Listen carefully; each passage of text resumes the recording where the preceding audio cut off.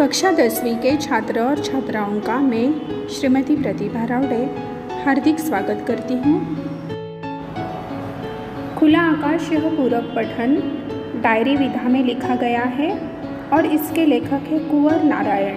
तो चलिए हम सबसे पहले देखते हैं लेखक का परिचय। लेखक कुंवर नारायण, इनका जन्म 1927 में उत्तर प्रदेश के फैज़ाबाद में हुआ और इनकी मृत्यु 2017 में लखनऊ में हुई।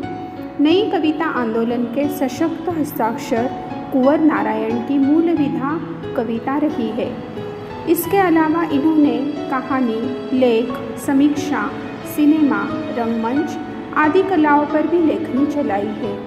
इनकी कविता कहानियों का कई भारतीय भाषाओं और विदेशी भाषाओं में अनुवाद हुआ है, यानी ट्रांसलेशन हुआ है।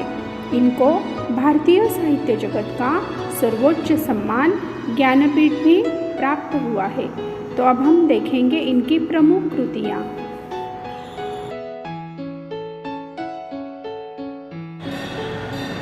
चक्रव्यूह, तीसरा सप्तक, परिवेश, हम तुम,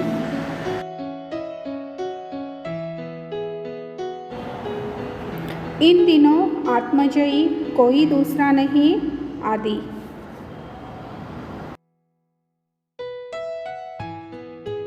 मनुष्य एक सामाजिक प्राणी है और समाज में जीते समय उसे अलग अलग प्रकार के अनुभव आते हैं। उसी प्रकार कुंवर जी को भी जो अनुभव आए हैं वह अनुभव उन्होंने इस डायरी में दर्ज किए हैं। तो उन्होंने इस डायरी में जीवन के संघर्ष, साहित्य, सही साहित्य कौन सा है, आत्मचिंतन, हमें आत्मचिंतन क्यों करना चाहिए, जीवन क्रम, हमारा जीवन क्रम कैसा होना चाहिए आदि पर अपने विचार स्पष्ट किए हैं। और उन्होंने इस पाठ में सबसे महत्वपूर्ण संदेश यह दिया है कि हमें जो यह जीवन मिला है यह बड़ा अनमोल है और कीमती है। तो हमें एक दूसरे से वाद विवाद करके यह जीवन है इसे नष्ट नहीं करना है।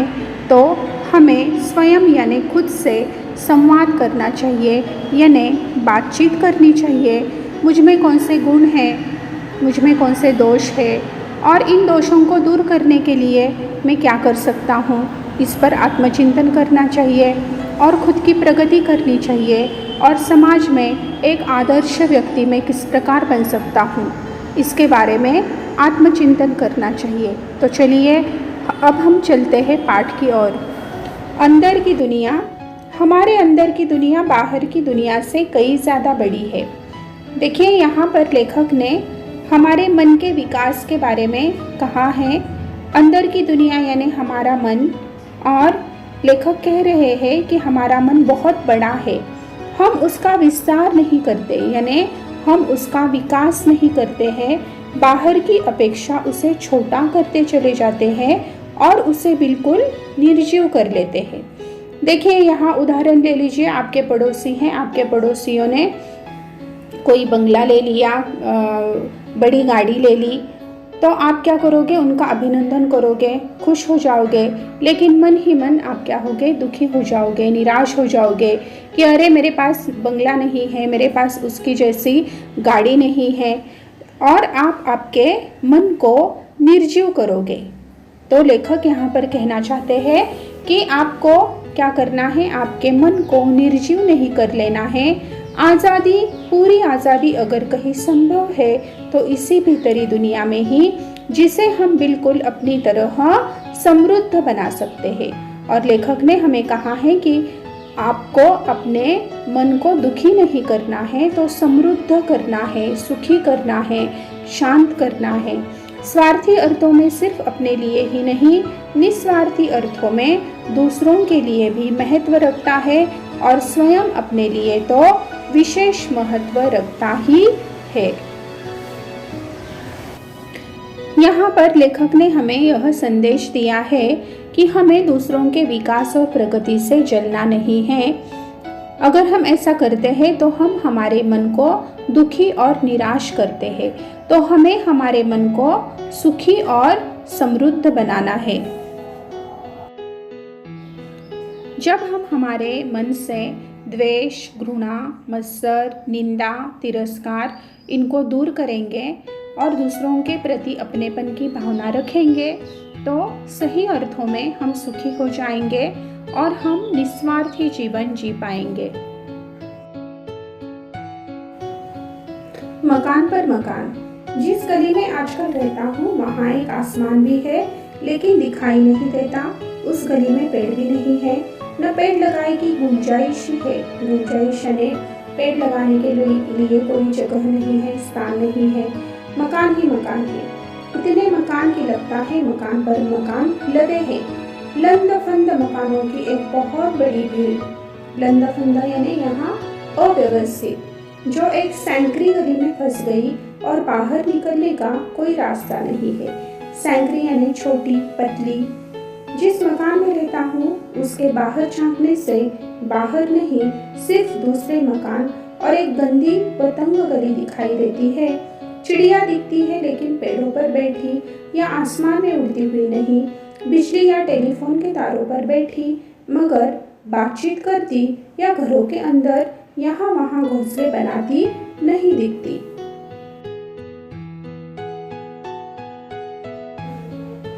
उन्हें देखकर लगता मानो वे प्राकृतिक नहीं, रबड़ या प्लास्टिक के बने खिलौने हैं। प्राकृतिक यानी नैसर्गिक। जिस प्रकार पंछी जंगल में एक डाली से दूसरी डाली पर खुशी से झूमते हैं, यहाँ वहाँ घूमते हैं, उस प्रकार यह चिड़िया लेखक को दिखाई नहीं देती तो वह रबड़ या प्लास्टिक के बने खिलौने की तरह दिखाई देती है, जो शायद ही इधर उधर फुदक सकते हो या चूचू की आवाजें निकाल सकते हो। मैं ऐसी सैंकड़ी और तंगली में मकानों की एक बहुत बड़ी भीड़ से, बिजली या टेलीफोन के तारों से उलझे, आसमान से एवं हरियाली के अभाव से जूझते अपने मोहल्ले से बाहर निकलने की भारी कोशिश में हूँ। तो यहाँ पर हम देखते हैं कि लेखक अपने आप से जूझ रहा है, यानी अपने आप से लड़ रहा है।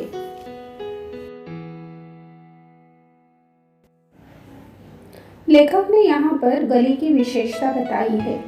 सबसे पहली विशेषता है कि इस गली में आसमान है लेकिन दिखाई नहीं देता। पेड़ लगाने के लिए कोई स्थान नहीं है। लंद फंद मकानों की रचना है, यानी यह मकान बहुत ही अव्यवस्थित है। और यहाँ पर एक सैंकड़ी गली, बहुत ही पतली गली, इस गली में जाने के लिए जो रास्ता है वह बहुत ही छोटा है और बाहर निकलने का कोई रास्ता नहीं है। तो यहाँ पर गली के बाहर झांकने पर सिर्फ दूसरे मकान और एक गंदी और तंग गली दिखाई देती है। तो यहाँ पर लेखक को एक चिड़िया भी दिखाई दे रही है।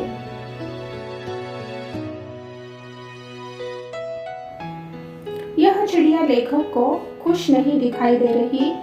लेखक को ऐसा लग रहा है कि यह रबड़ या प्लास्टिक का खिलौना है और वह नाराज है, वह बहुत परेशान है।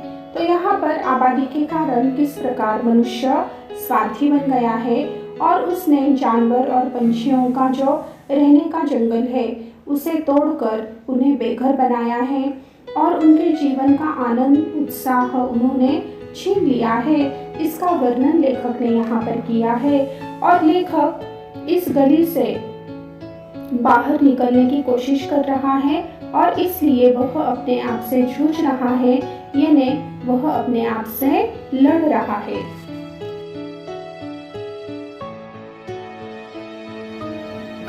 सही साहित्य, सही और संपूर्ण साहित्य वह है जिसे हम दोनों आंखों से देखते हैं, सिर्फ बाई या सिर्फ दाई आंख से नहीं।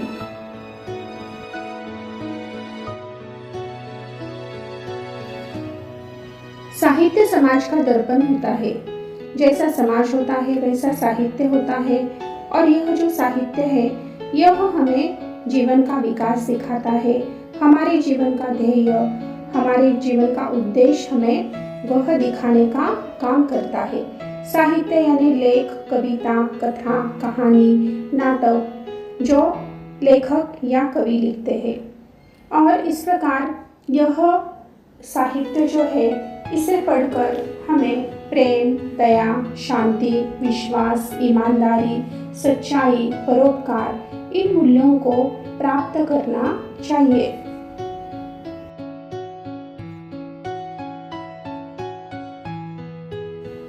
तो यहाँ लेखक ने हमारे जीवन में साहित्य का महत्व स्पष्ट किया है।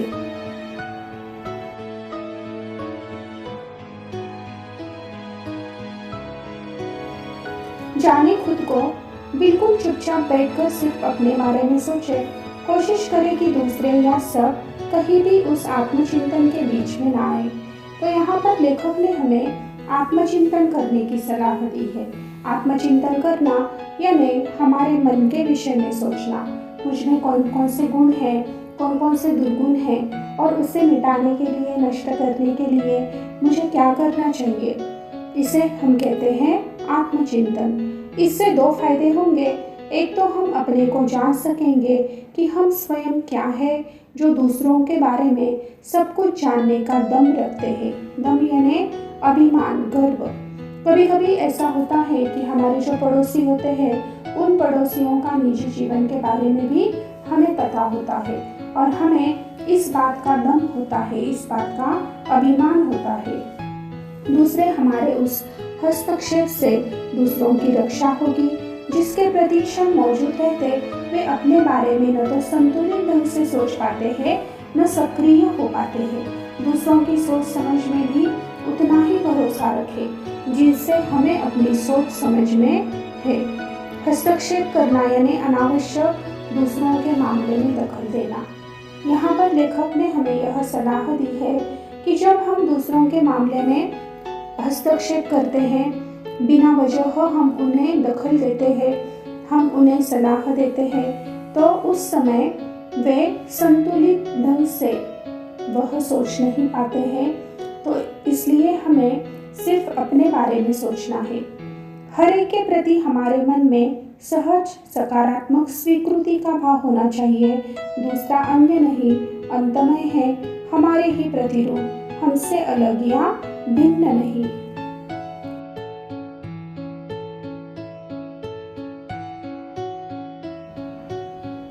यहाँ पर लेखक ने सबसे पहले हमें आत्मचिंतन करने की सलाह दी है और दूसरा हमें एक दूसरे के बारे में सकारात्मक स्वीकृति का भाव रखना चाहिए। यानी सकारात्मक स्वीकृति यानी पॉजिटिव थिंकिंग।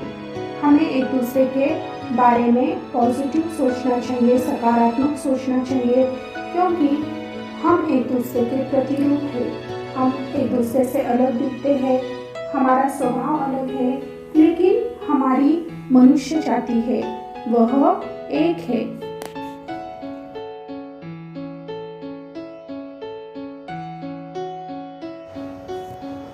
सिर्फ मनुष्य होते। कुछ लोग सोचते होंगे कि आखिर यह क्यों होता है, कैसे होता है कि आदमियों में ही कुछ आदमी बाघ, भेड़िए, लकड़बग्घे, सांप, तेंदुए, बिच्छू, गोजर वगैरह की तरह होते हैं। तो यहाँ पर लेखक मनुष्य के स्वभाव की विशेषता बता रहा है। तो ये पहली किस्म के जो ये जानवर हैं, ये जंगली जानवर हैं और इनकी विशेषता हमें पता है कि ये बड़े धूर्त, चालाक, दुष्ट होते हैं, क्रूर और हिंसक होते हैं। तो कुछ मनुष्यों में लेखक को इनका स्वभाव नजर आता है। कुछ मनुष्य लेखक को क्रूर और हिंसक, चालाक, धूर्त नजर आ रहे हैं, लेकिन कुछ आदमी गाय, बकरी, भेड़ और तितली वगैरह की तरह लेखक को नजर आ रहा है। तो हमें पता है गाय, बकरी, भेड़ बहुत गरीब होती है, मेहनती होती है, तो तितली बड़ी चंचल होती है। तो कुछ आदमियों का, मनुष्य का स्वभाव जो है वह गरीब होता है, मेहनती होता है, चंचल होता है।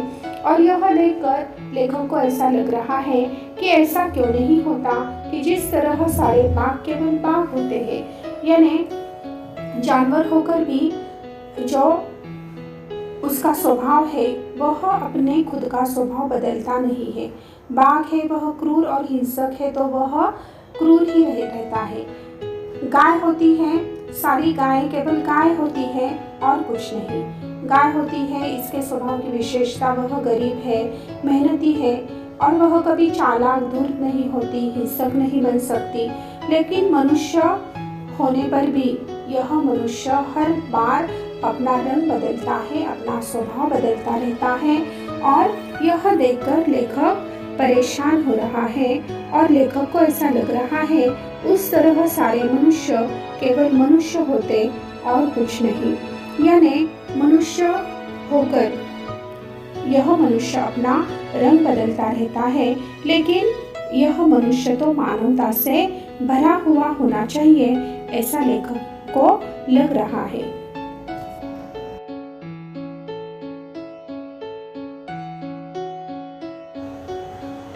तो यहाँ लेखक ने मनुष्य को प्रेम, दया, शांति, विश्वास, ईमानदारी, सच्चाई, परोपकार इन मूल्यों को अपनाकर मानवता से जीवन जीने का संदेश दिया है।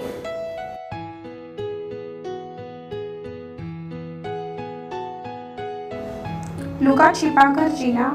मुझे जीवन को सहज और खुले ढंग से जीना पसंद है। चीजों को लुका छिपाकर, बातों और व्यवहार को रचा बसाकर जीना सब नापसंद है। वह चारित्रिक बेईमानी है जिसे हम व्यवहार कुशलता का नाम देते हैं। इसके पीछे आत्मविश्वास की कमी झलकती है कि कहीं लोग हमारी असलियत को न जान जाएं। आखिर वह असलियत इतनी गंदी और दुष्ट क्यों हो कि उसे छिपाना जरूरी लगे।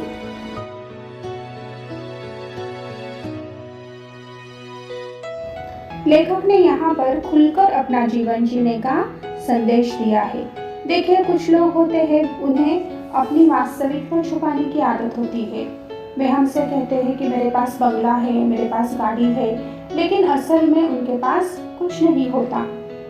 और लेखक हमें यह बताना चाहते हैं कि हमें हमारी असलियत छुपाने के लिए गंदा और धूर्त झूठ का सहारा नहीं लेना चाहिए, और अगर हम ऐसा करते हैं तो वह चारित्रिक बेईमानी है। हमारा चारित्र्य यानी हमारा यह कैरेक्टर है, इस हमारे व्यक्तिमत्व से हम क्या करते हैं, बेईमानी करते हैं।